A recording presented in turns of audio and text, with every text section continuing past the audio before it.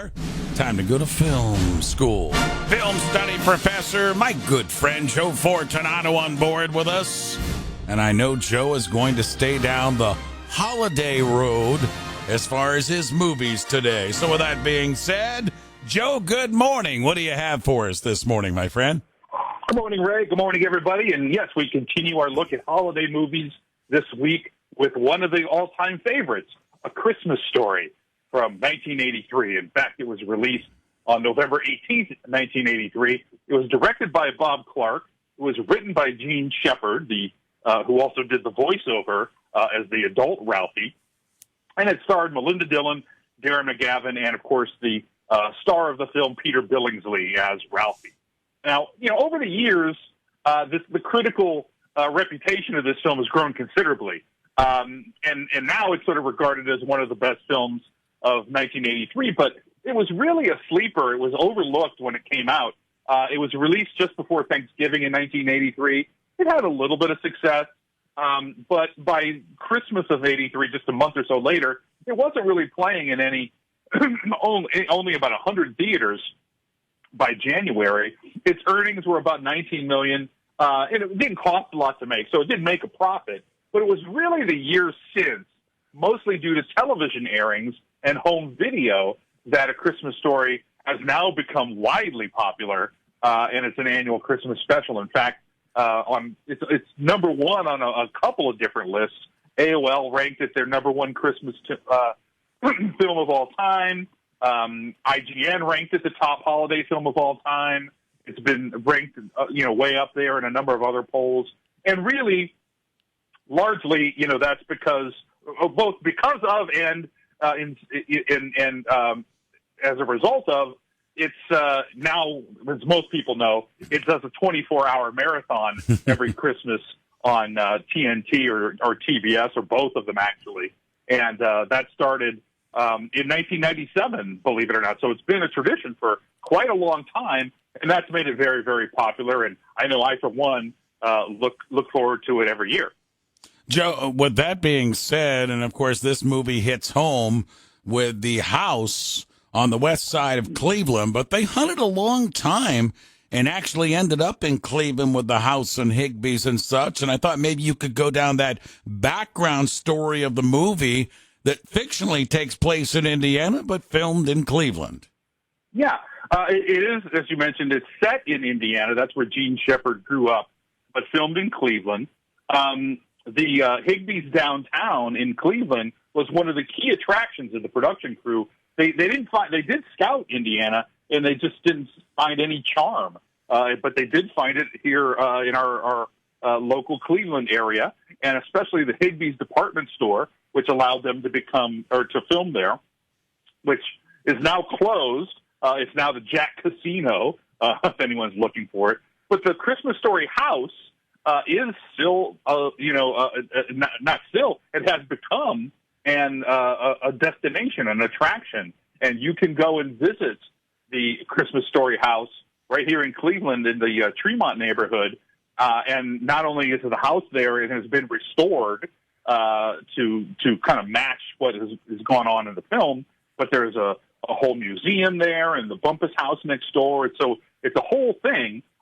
Ironically, the house is currently up for sale. They don't list a price, but if you're ambitious and want to take that on, you can actually buy the Christmas Story house and all of its environment.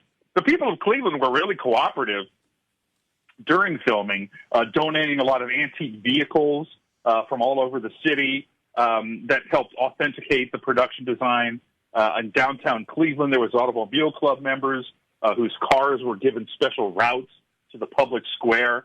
And in fact, they were worried about salt because, these cars are valuable, especially for their owners.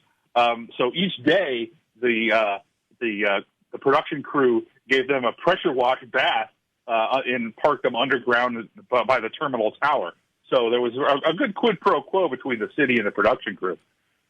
The original story that Gene Shepard based this film on was from a collection of stories that he actually performed on radio, and they were published in Playboy magazine in the 60s. So a lot of these stories had been out there in the public prior to the movie A Christmas Story, and he collected them into a book called "In God We Trust, All Others Pay Cash," which was a very popular book as well. And he adapted those stories into A Christmas Story. And as I already mentioned, Gene Shepherd provides the voice of the movie. He's also seen briefly in the film as one of the disgruntled parents waiting in line to see Santa Claus at Higbee's.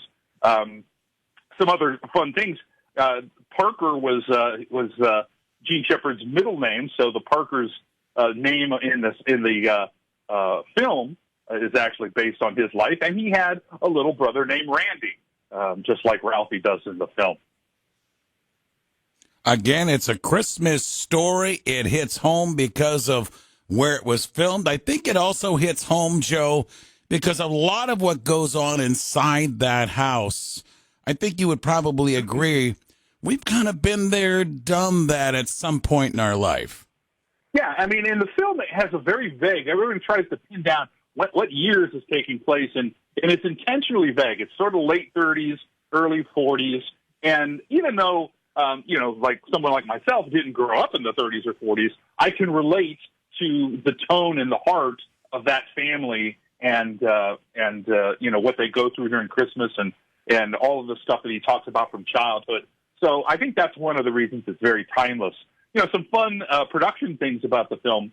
The famous scene where Flick's tongue gets stuck to the flagpole.